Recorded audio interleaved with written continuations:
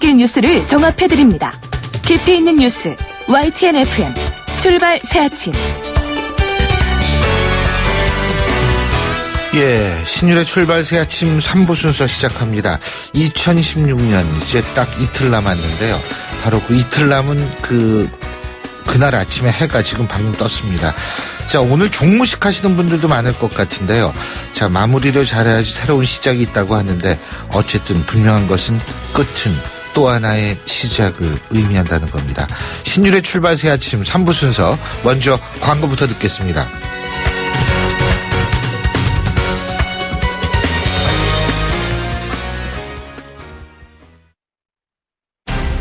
온도와 습도를 항상 일정하게 유지시켜주는 항온항습기 전문기업 AR. 전산센터, 반도체 공장, 미술관, 박물관, 귀중품 보관실을 30년 축적된 기술로 AR이 지켜드립니다. 24시간 확실한 서비스 보장 031-497-0561. 아유, 세 단계 종이 또 걸렸어? 정말 대본 하나 하려다가 미치겠네. 내가 진작 현대오피스로 바꾸라니까. 오늘 다 날 셀 거야. 이제 스트레스 받지 마세요. 사무기기 전문기업 현대오피스가 책임지겠습니다. 사무기기의 올바른 기준 현대오피스. 날이 화창하거나 비가 내리거나 눈이 내려도 나는 망설이지 않는다. 판단하기 전에 눈이 먼저 반응하는 브랜드 잭필드.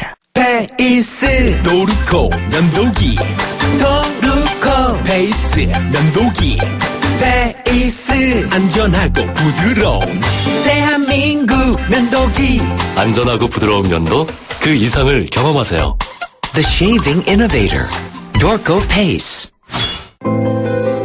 한가인입니다. 당신의 화장대 위엔 응축 에센스가 있습니까? 정관장 홍삼 오일과 희석하지 않은 홍삼 응축수로 진하게. 처음 만나는 응축 에센스. 동인비 진 에센스.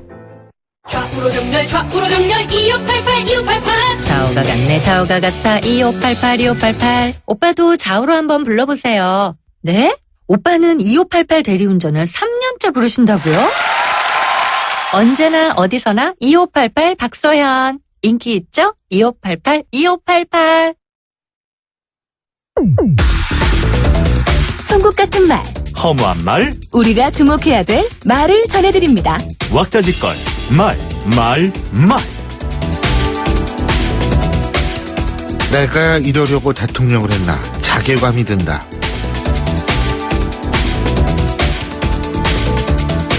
2016년 마지막 말말말은 올 한 해 가장 화제가 됐던 말들을 소개해드릴까 하는데요. 청취자 여러분들도 다 기억하시겠지만 박근혜 대통령이 지난 11월 2차 대국민 사과에서 한 얘기입니다.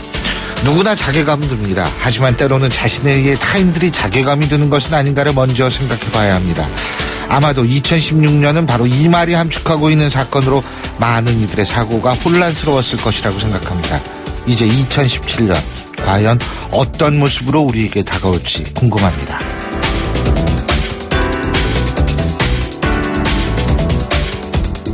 할 수 있다. 할 수 있다.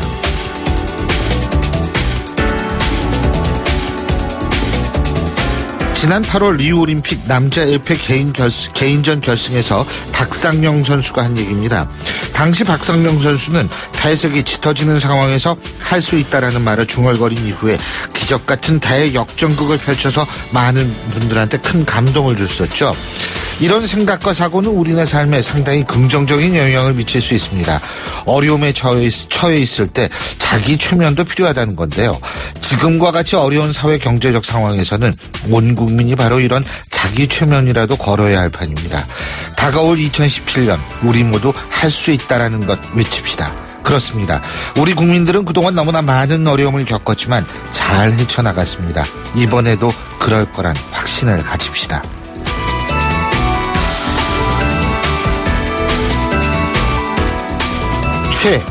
최대한 마시자. 순순히 마시자.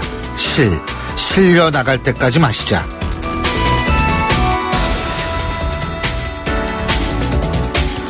최근 송년회 건배사로 국정농단의 핵심 인물인 최순실의 이름이 유행하고 있다고 합니다.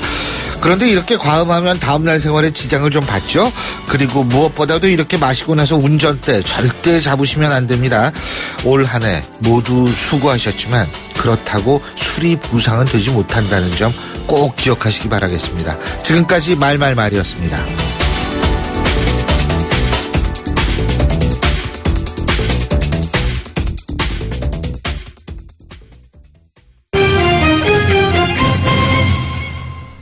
예, 오늘은 올 한 해 경제 뉴스를 정리해 보겠습니다. 많은 신문과 방송들이 그냥 사건 사고로 소개했을 그런 얘기들을 오늘 이 시간에는 사람 중심으로 정리해 보려고 하는데요.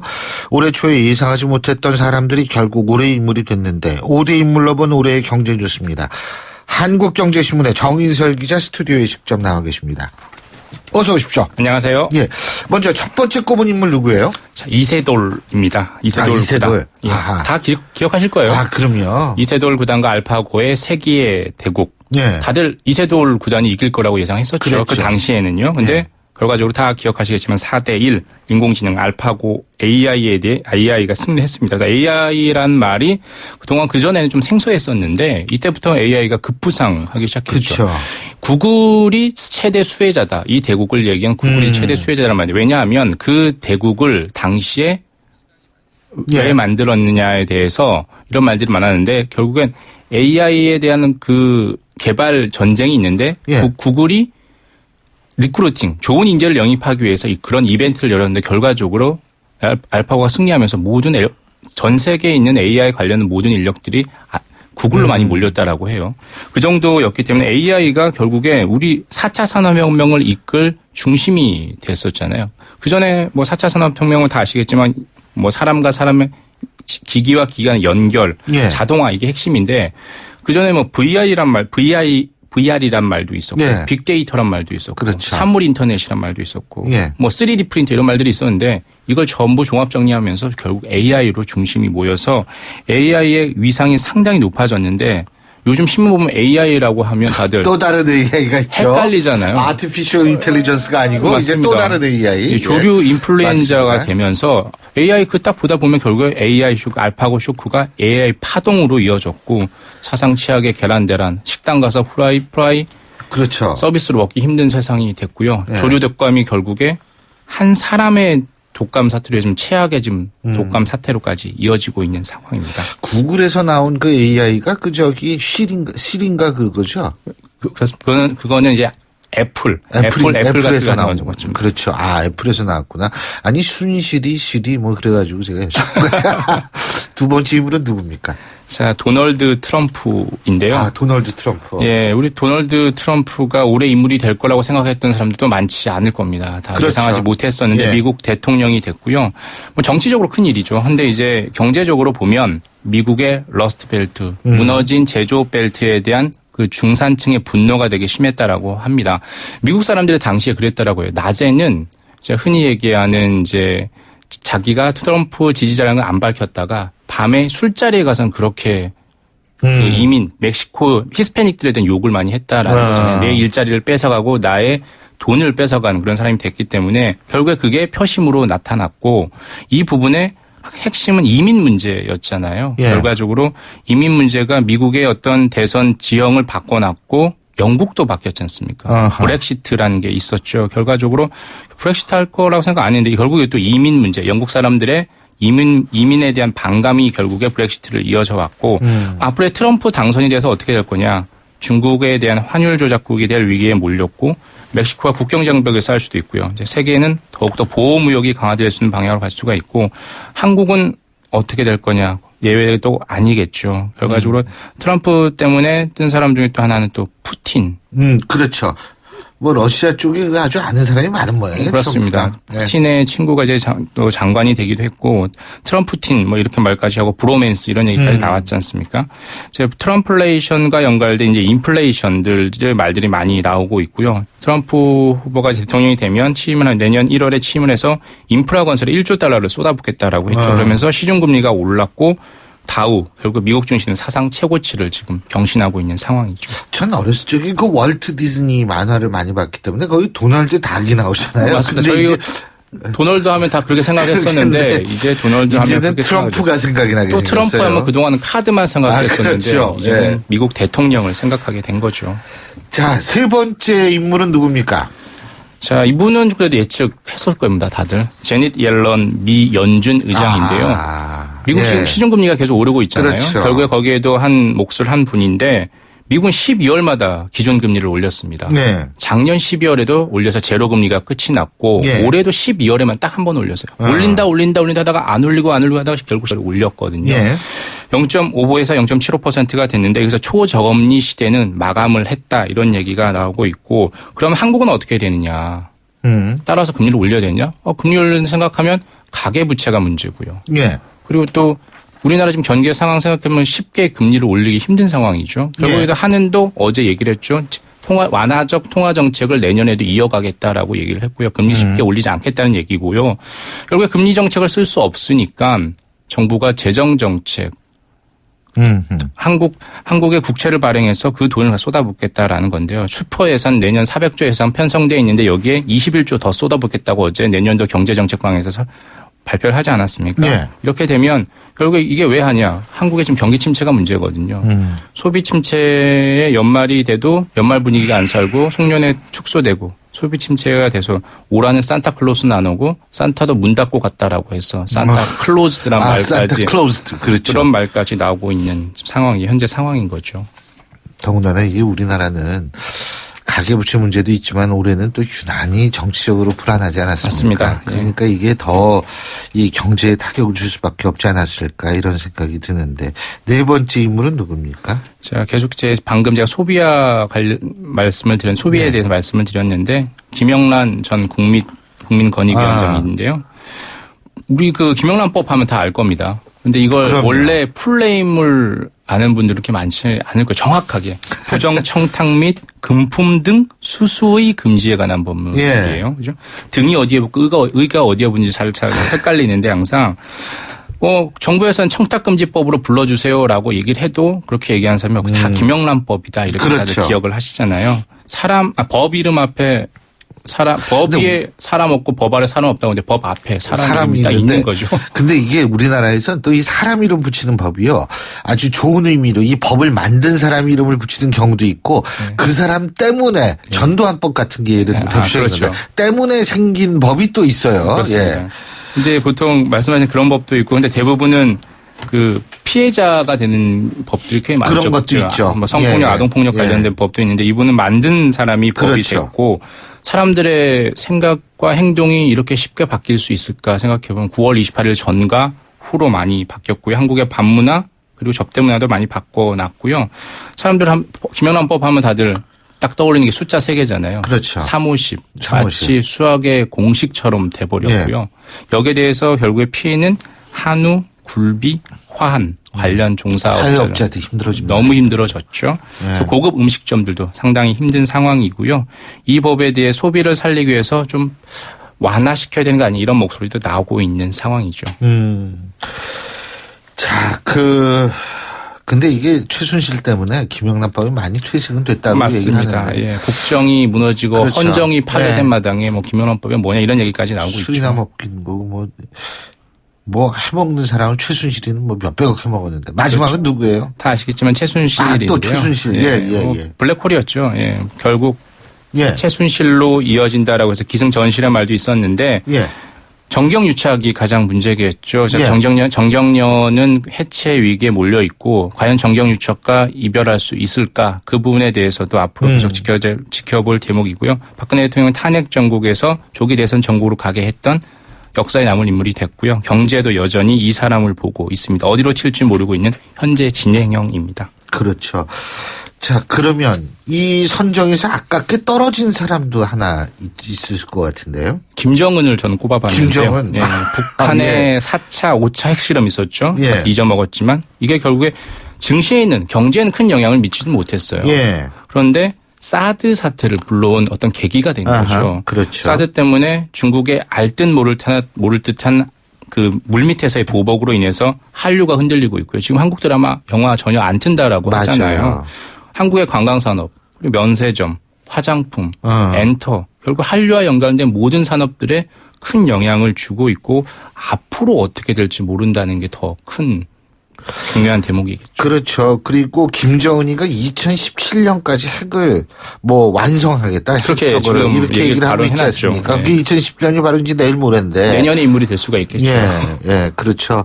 그렇기 때문에 이게 정말 이 김정은이가 사실 아슬아슬하게 떨어진 게 아니라 어떤 면에서 들어가야 되는데 말이에요. 내년엔 어떤 사람이 경제를 움직일까요? 이미 다 아시겠지만 경제가 거의 정치에 종속이 됐고 시장은 여의도만 보고 있는 상황인데요. 대선에서 누가 뽑히느냐가 가장 중요할 것 같고요. 경제도 그 사람 중심으로 재편이 될 것 같습니다. 그래도 내년에 이맘때쯤이면 역시 마지막 뒤가 아름다운 사람이 훌륭한 사람이 됐으면 좋겠습니다. 예. 그 뒤가 아름다운 사람. 그렇습니다. 어쨌든 올 한 해 수고 많이 하셨고요. 내년에 뵙겠습니다. 그럼 정인솔 기자. 네, 감사합니다. 예. 지금까지 한국경제신문의 정인설 기자와 함께 한 해를 돌이켜봤습니다.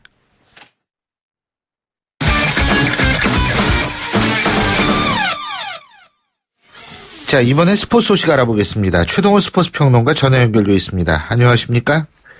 예, 안녕하세요. 예, 오늘이 올해 마지막 방송인데 말이에요. 예? 스포츠도 한 해를 정리해 봐야겠죠? 예. 스포츠 5대 뉴스 정리해보죠. 톱 뉴스는 뭘까요? 이슈로 본다면 올해 체육계에서는 리올림픽을 기준으로 해서 그 이전에는 이 박태환 선수 또 그 이후에는 이 김종전 문체부 차관의 최고의 뉴스 메이커였다고 보거든요. 네. 2016년 이 스포츠 톱 뉴스도 역시 최순실 국정농단으로 망가진 체육계를 들 수가 있겠죠. 이 김종전 차관이 최순실의 이 수행 비서였다. 이런 증언까지 나왔는데 이 김종전 차관이 이 최순실의 이권 개입을 문체부 정책으로 만들어내면서 체육을 농단했고요. 문체부뿐만이 아니라 체육계 인사 전반에 관여하면서 문체부를 최순실 주식회사로 만드는 데 앞장섰습니다. 평창 동계올림픽도 최순실 여파로 어려움을 겪고 있습니다. 그렇군요. 이 박태환 선수의 부활 두 번째로 꼽으셨는데 박태환 선수가 올해 정말 드라마틱했어요. 그죠? 박태환 선수가 지금 나이로 보나 이렇게 다시 꿋꿋이 일어날 수 있을 거라고 예상하는 분은 많지 않았을 것 같아요. 예, 거의 아마 없었을 겁니다. 이 박태환 스토리는 영화로 만들어도 될 것 같다, 이런 생각이 들 정도로 드라마틱했거든요.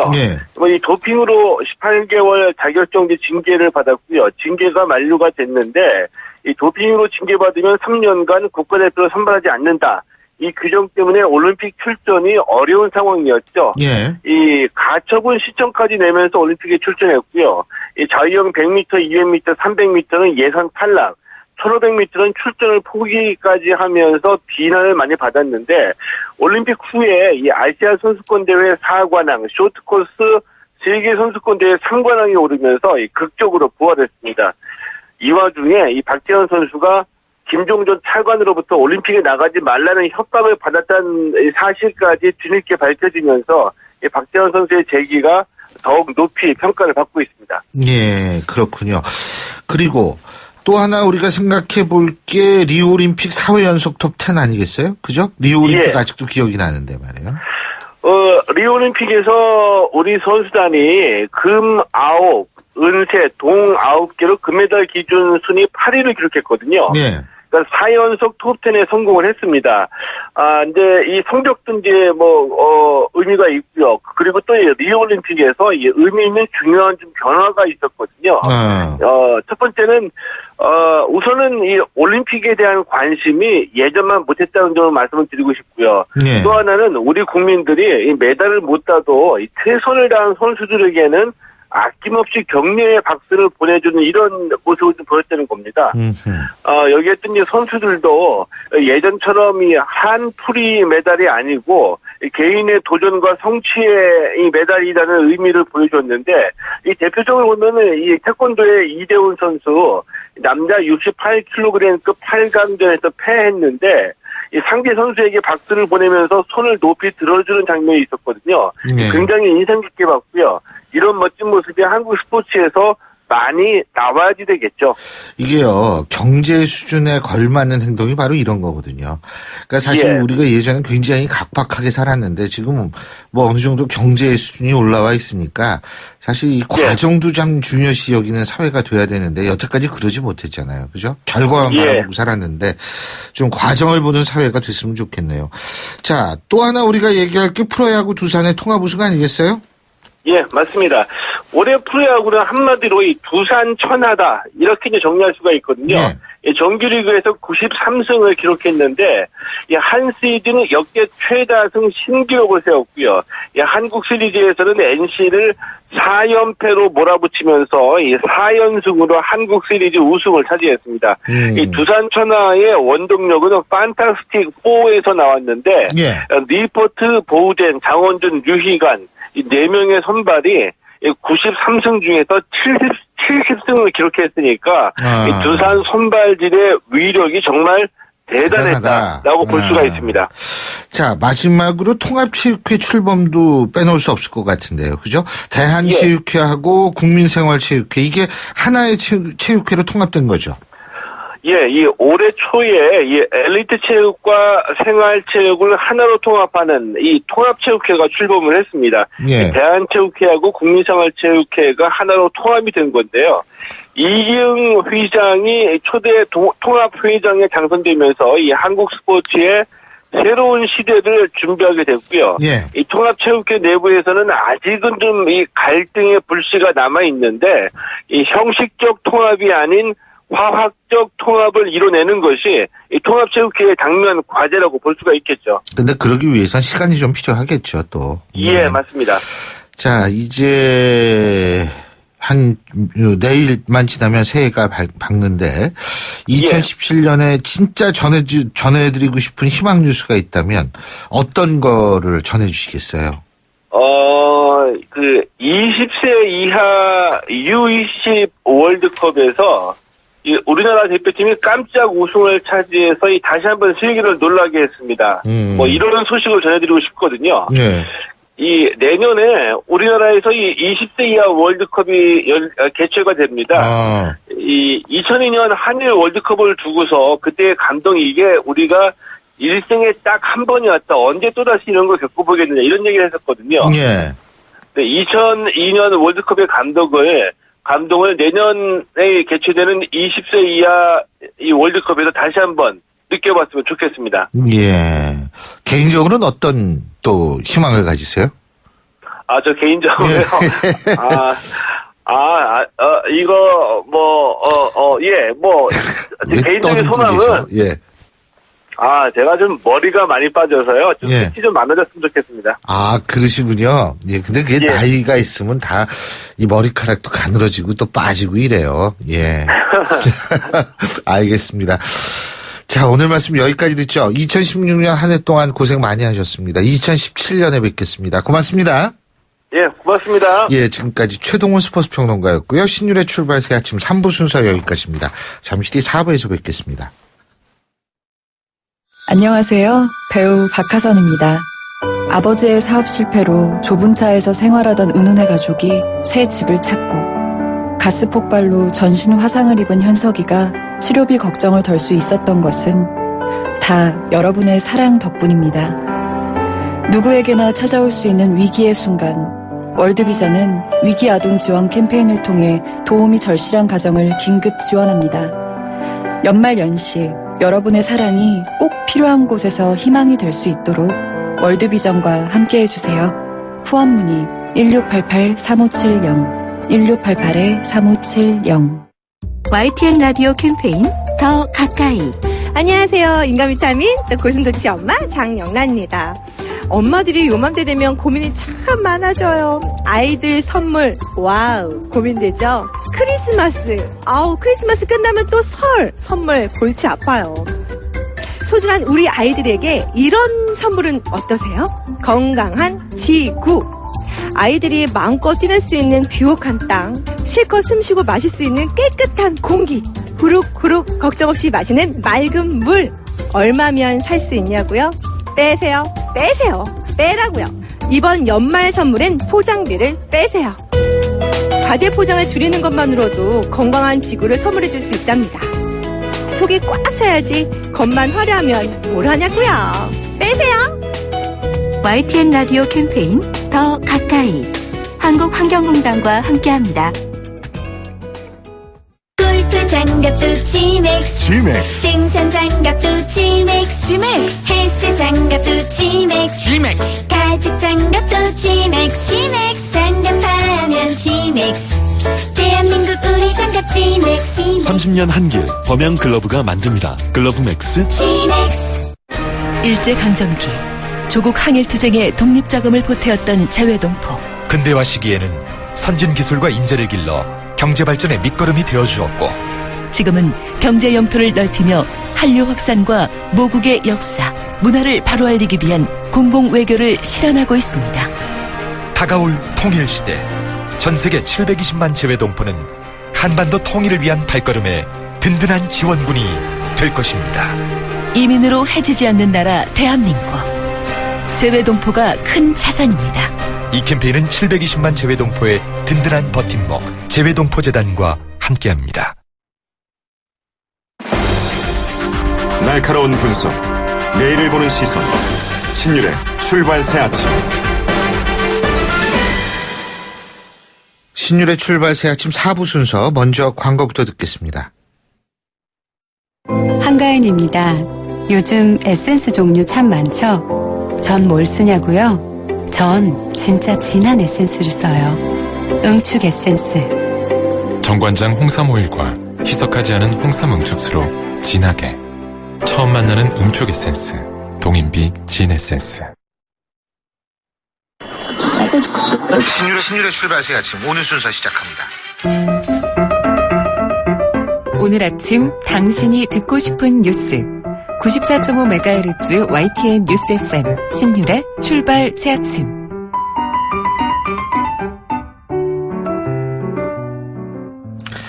이제 정말 2016년의 끝자락에 섰습니다. 이틀이 지나면 새해 2017년이 시작되는데요. 올 한 해 정말 다사다난했죠. 특히 2016년을 흔들어 놓은 대중문화 이슈 어떤 것들이 있었나 관련해서 얘기 나눠보려고 하는데요. 문화평론가시죠. 경희대학교 글로벌 커뮤니케이션 학부 이택광 교수 스튜디오에 직접 모셨습니다. 교수님 어서 오십시오. 네, 반갑습니다. 예. 참 개인적으로도 정신이 없었고 아주 온 국민이 다 정신이 없었던 2016년이 이제 지나가는데 자, 올 한 해에 있어서의 문화나 이런 쪽으로 우리가 좀 정리를 해보자면 맨 처음에 어떤 걸 꼽으시겠어요? 아무래도 이제 그 알파고 열풍이 있었죠. 알파고. 네. 뭐 인공지능이라고 부르기도 하고 이제 했는데 사실 뭐 인공지능에 관련된 이야기들은 과거부터 많이 있었습니다. 네. 특히 대중문화 현상으로는 아주 옛날부터 있었죠. 네. 뭐 대표적인 게 스탠리 큐브릭 감독이 이제 각본을 쓰고 물론 만들지는 못했는데 그 각본을 스티븐 스필버그 감독이 만들어 가지고 AI라는 그 영화가 나온 적이 있어요. 맞습니다. 그게 뭐 한 몇 년 됐죠. 거기에서 이제 본격적으로 AI 이야기가 영화로 만들어졌던 것이고요. 최근에 와가지고 다시 이제 구글이라든가 페이스북도 사실 AI 개발을 많이 하고 있는데 그런 어떤 산업, 보통 이제 4차 산업이라 그러는데 그 4차 산업의 발전과 더불어 가지고 대중문화에서도 굉장히 많은 AI 문제를 다루는 작품들이 나오고 있어요. 작년 같은 경우도 엑스 마키나 같은 작품이 나와가지고 굉장히 히트를 쳤고요. 네. 뭐 그건 또 보면은 이제 로봇이 이제 이른바 싱귤러리티라고 그럽니다. 그 전문용어로 그 특이점이라 그러는데 그 특이점을 넘어갈 수 있느냐, 특이점을 넘어가면 사람처럼 되는 거거든요. 네. 그래서 인간과 다른 어떤 그런 생명체로서의 기능을 기계가 할 수 있는가라는 의문을 제기하는 철학적 논의가 있는데 그게 이제 영어로 나온 게 엑스 마키나입니다. 그래서 그게 보면 기계가 사람을 정복하죠. 쉽게 말하면. 사람의 말을 듣지 않고 자기의 뜻대로 자기 식대로 길을 가게 되는 어떤 그런 이야기인데 또 뭐 이런 그 이야기들은 이미 아시모프가 쓴 아이로봇이라는 그런 소설에도 등장하고요. 굉장히 과거부터 있었고요. 근데 그게 이제 현실화되는 한국 같은 경우는 올해 알파고를 통해서 현실화되는. 그럼 마치 알파고가 그 산업화되고 일상화되면 마치 인간의 자리를 이렇게 점할 것 같은 그런 좀 공포심 이런 걸 심어줬다는 생각이 들어요. 예. 아마 이런 기술 문제를 가지고 이렇게 광범위한 그런 대중적인 논의가 일어난 선례가 있는가 이런 걸 되물어 본다면 사실 없는 것 같고요. 또 유행어로서도 굉장히 많이 이렇게 히트를 쳤다는 생각이 듭니다. 뭐 인간의 AI부터 해가지고 뭐 알파고 같다 이런 소리까지 나오고. 아니, 지금 뭐 어떤 분은 그 왜 알파고가 이렇게 두라 그러면은 어떤 분이 대신 두잖아요. 그 자리에다. 네, 그렇죠. 근데 그분이 알파고로 생각을 해가지고 야 사람하고 똑같네. 네, 그렇죠. 이렇게 말씀하시는 분도 봤어요. 근데 인간의 심리가 좀 그런 게 있어요. 예. 원래 이제 이런 아티피셜한 것에 대해서 좀 더 많은 이렇게 집중력을 갖는 경향이 있는. 대표적으로 우리가 뭐 이렇게 관광지에 가시면 파리에 예를 들어 에펠탑을 보시면 그림하고 똑같네? 뭐 사진하고 똑같네 이런 말씀 하시잖아요. 그렇죠. 그게 바로 이제 인공성이라고 볼 수 있는데 인공지능도 그런 거 아닌가 싶습니다. 그렇습니다. 그리고 두 번째로는 뭘 꼽으시겠어요? 아무래도 지금 이제 엄청난 연말에 타격을 주고 있는 김영란법이 대중 지형도도 완전히 바꿔놓고 맞아요. 있죠. 이게 사실 어떻게 보면 가장 김영란법에 영향을 많이 받는 곳이 대중문화가 아닌가. 사실 실질적으로는 공직자들의 어떤 기강을 바로잡기 위해서 김영란법이라는 게 시행이 됐는데 실질적으로는 지금 이제 문화계가 여기에 가장 큰 영향을 받고 있죠. 대표적인 게 공연입니다. 과거에는 이 공연 티켓들이 사실 VIP 티켓이라 초청권으로 많이 이렇게 나갔었는데 이제 이걸 못 하게 된 거예요. 그러니까 이제 당연히 보통 이제 일반적으로 초창기에 홍보의 수단으로서 초청권을 이렇게 뭐 남발한다는 비난도 있었지만 발행을 해왔거든요. 근데 그걸 이제 못 하게 된 거죠. 그러니까 이제 뭐 해외 공연을 유치하는 것들 지금 좀 어려워졌고요. 많은 부분에서. 그리고 또 당연히 이제 이와 관련돼서 뭐 화환을 준다든가 또 그와 관련돼서 여러 가지 뭐 요식업체들 같은 경우도 타격을 받게 되고 그러니까 우리 일상 문화들도 바뀌게 되는 겁니다. 뭐 만나가지고 뭐 회식하자 이런 이야기들도 사실 사라져버리고 회식 문화도 또 사라지고 뭐 이런 것들이 좀 크고요. 그래서 아무래도 대중문화의 이런 김영란법이 물론 아주 사법적인 어떤 그런 조치로 이루어졌지만 대중문화 역시 이 김영란법을 영향을 굉장히 이렇게 많이 받게 되었다 이렇게 볼 수 있죠. 자, 그리고 세 번째로는 어떤 걸까요? 세 번째로는 이제 조금 부끄러운 이야기인데요. 뭐 사실 올해가 특히 병신년이라고 그래요. 병신년이 원래 역술가들의 주장에 따르면 주술가 큰 뭐 다른가요? 어쨌든 뭐 한국에서는 역술가 아닌가 싶은데 이 역술가들의 주장에 따르면 큰 변화가 일어나는 해라고 이제 보통 진짜 그래요? 네, 그렇게 이야기를 합니다. 그래서 이게 또 탄핵 소추안도 그래서 아마 큰 문제가 일어난 것 같은데 이 문화계에도 지각 변동이 한번 일어났죠. 이게 바로 성추문 논란이고요. 또 이제 이 성추문 논란들은 실질적으로 또 이제 뭐 성희롱이라는 성폭행이라는 좀 더 이제 이 극단적인 어떤 그런 형태들도 사실 폭로가 많이 됐고 이 폭로가 주로 SNS를 통해서 이루어지면서 많은 이렇게 논란을 낳게 됩니다. 그래서 실질적으로 성추문 논란에 거의 이렇게 포괄되지 않는 문인들이 없을 정도로 거의 모든 문인들이 이 문제와 연관되어 있는 이런 것들이 밝혀지게 되거든요. 사실 상당히 이렇게 문학계 내에서 또는 문학계 내에서 이렇게 자정운동들이 지금 또 일어나고 있고요. 그와 관련돼 가지고 상당히 조금 부끄러운 이야기지만 문학계를 뒤흔들어 놓은 큰 사건이라고 볼 수 있죠. 근데 이게 관례같이 뭐 이렇게 상식들이 있던 게 이번에 다 터졌다 이런 얘기도 있더라고요. 사실 성추문이 관례라고 말하기는 상당히 좀 부끄러운 이야기인데요. 뭘 관례라기보다 다양한 이미 많이 잠재해 있었죠. 잠재해 있었고 그게 이제 지금까지는 이런 피해자들이 자기들의 목소리를 낼 만한 그런 매체들이 없었어요. 그러니까.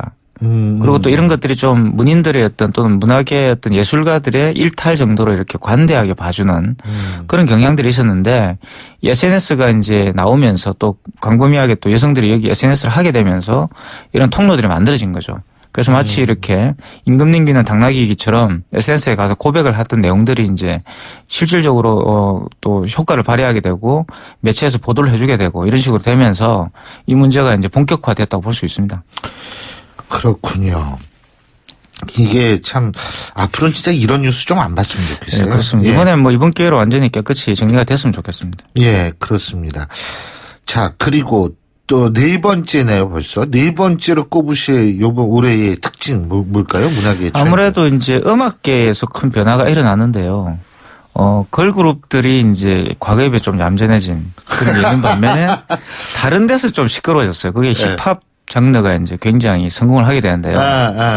물론 이제 쇼미더마니라든가 뭐 인기 이런 프로가 많아요. 몇 가지 그 예능 프로그램 덕분에 인기를 끌게 됐지만 그리고 또 뭐 무한도전에서도 정준하 씨가 이제 힙합을 불러가지고 굉장히 또 인기를 끌었죠.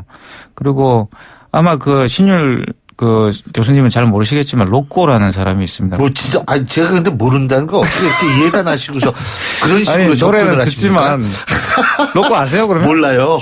로꼬라는 쇼미더머니의 1차 우승자인데요. 예. 이분이 지금 뭐 거의 확고한 그 가수로 자리를 매김했죠. 예. 본명은 권혁우 씨고요. 그래서 개인적으로 저는 이제 문화평론가로서 왜 이런 그 음악이 유행을 하게 된, 그럼 왜 제가 이제 모르실 거라고 추측을 했냐면, 이게 한국에서 최근 젊은이들 사이에 유행하고 있는 블록 파티와 연관이 있어요. 그건 또 뭐예요? 그러니까 이제 젊은이들 모여서 아주 건전하게 파티를 합니다. 거기에 이제 틀어주는, 그렇죠. 이제 그 집에 초대도 하고 일정한 장소를 빌려가지고 거기서 이렇게 뭐 행사 또는 자기들의 기념일에 모여가지고 그 파티를 하거든요. 그걸 블록 파티라 부르는데 이게 뭐 미국 뉴욕에서 시작된 문화죠. 예. 이 문화에서 이런 그 블록 파티 같은데 연주되던 음악들이 바로 힙합이에요. 그러니까 다른 여러 가지 음악들을 샘플링 해가지고 그걸 이렇게 이제 들려주는 거죠. 그걸 잘하는 DJ가 이제 그 힙합계에 이제 강자가 되는 그런 것들이 이제 있는데 그 문화가 굉장히 오랫동안 조금 마이너하게 이렇게 있었습니다. 저변에 확대돼 있다가 이게 이제 오버그라운드가 된 거죠. 그러니까. 그래서 이제 사실 우리 세대는 잘 모릅니다. 저도 뭐 신율 교수님하고 가까운 세대인데. 예. 근데 물론 저보다 젊으시지만. 이게 한국 민족에 대한 감성에 맞다 이런 또 평가들도 있어요. 이게. 장단도 나오고 또 이게 또 사실 뭐 리듬을 타는 거기 때문에 판소리도 얼핏 들으면 뭐 그렇죠. 과거의 힙합이라고 볼 수가 있죠. 멜로디보다는 이제 리듬이니까 우리가 좀 그런데 강하죠, 사실은. 그렇군요. 근데 이 힙합 맞습니다. 그 힙합 패션도 또 유행했겠네요, 그러면. 그 힙합 패션이라는 게 사실 힙합은 기본적으로 이 아프리칸 아메리칸 문화예요. 흑인들 문화고요. 그러다 보니까 굉장히 복장도 자유롭고 격식을 따지지 않고 또 이런 게 한국인들의 어떤 탈권위적인 어떤 문화, 대중문화의 특징이기도 한데 그것과 잘 어울렸죠. 뭐 이렇게 그 큰 라디오 이렇게 어깨에 딱 메고서. 그렇죠. 예. 자, 그 5번째 어떤 거 꼽아주시겠어요? 사실 이것도 이제 어떻게 보면 대중문화 사태가 아닐 수도 있는데, 이 올해 대중문화의 특징들은 사실 어떻게 보면 굉장히 정치적인 이슈와 결합이 되어 있다고 볼 수가 있는데요.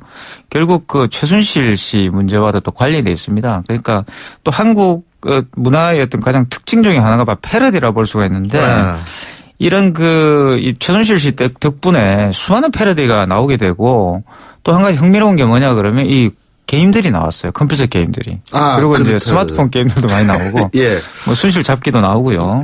맞습니다. 또 뭐 이렇게 여러 가지 또 SNL이라든가 개그 콘서트 같은 데서 최순실 문제와 관련된 여러 가지 패러디들이 많이 양산되어서 대중문화계를 또 풍성하게 해줬죠. 그래서 과거와는 좀 달라진 풍경입니다. 과거에는 정치는 정치고 문화는 문화였는데 이제는 문화가 바로 그 정치적인 문제들을 담아가지고 대중들을 즐겁게 해주는 그런 어떤 엔터테인먼트의 기능들, 정치면서 동시에 엔터테인먼트가 될 수 있는 그런 가능성들을 보여줬죠. 역시 그리고 여기에서 나오는 게 금수저 논란도 아니겠어요? 그죠? 사실 또 이게 또 연결이 돼 있어요. 사실 이 사건이 최순실 게이트가 터지게 되는 계기가 아주 아이러니하게도 최순실 씨의 딸로 알려져 있는 정윤아 씨의 그 페이스북 글이었습니다. 그렇죠. 거기에서 이제 이 부모를 원망해. 말 한 마리가 사실 제 친구가 있는데 제 친구가 상당히 좀 부자거든요. 일본에 사는데 이 친구가 말을 길러요. 제가 그래서 그 말 한 마리 가격이 어느 정도 되는지를 제가 아는데 그 정유라 씨가 답답한 말 사서 타라 뭐 이런 말을 막 했더라고요. 그래야 되고. 그래서 그 패러디가 또 나왔죠. 말 타고 이렇게. 그렇죠. 광화문에 모이셔가지고 이렇게 패러디 시위를 하셨는데 이 정유라 씨 논란이 바로 금수저 논란과 이어져 있었던 거죠. 실질적으로 상류층에 있는 말 그대로 부모 잘 타고난 부모 잘 만난 그런 상류층 자제들이 이런 생각을 한다는 것을 과거보다는 SNS 덕분에 더 잘 알게 된 겁니다. 여기에 분노를 하게 된 것이고 이게 바로 이제 그 금수저 논란과 연결되어서 대중들의 어떤 분노를 촉발하게 된 것이죠. 블랙리스트 파문도 있고요, 또 있죠. 사실 이것도 역시 부끄러운 이야기입니다. 결국 이것도 어떻게 보면 사실 블랙리스트라 말할 수 없는 뭐 인터넷에 가보시면 성명서에 다 나와 있는 이름을 그냥 그 카피 페이스트 해가지고 보고한 거 아니냐는 이야기가 나올 정도로 상당히 무성의한 블랙리스트입니다. 무성의. 뭔가 블랙리스트면 뭔가 치밀하고 뭔가 예를 들어서 뭐 신율 교수님은 뒷조사를 한다든가 뭐 사생활 보도 이런 게 나와야 되는데 그것도 없어요. 그냥 이름만 그냥 들렁해가지고. 성명서. 만명씩 되니 그게 되겠어요? 오늘 어디에도 가면 있는 게시판에 올라와 있는 내용들을 긁어서 그냥 보고를 한 거 아니냐. 굉장히 게으른 그런 블랙리스트라고 볼 수 있습니다.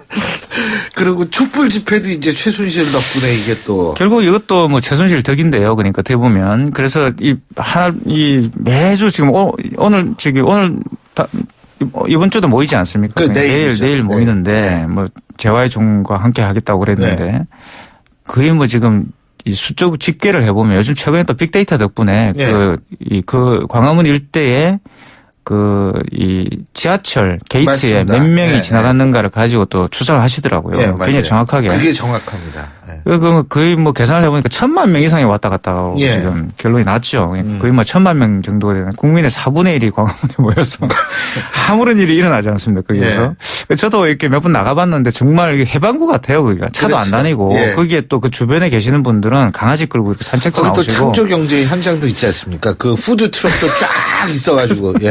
그럴 때 제가 한번 아주 그 경이로운 광경을 봤는데요. 제가 물 사러 이렇게 그 편의점에 들어갔었는데 정말 편의점에 모든 스택에 있던 제품이 하나도 없었어요.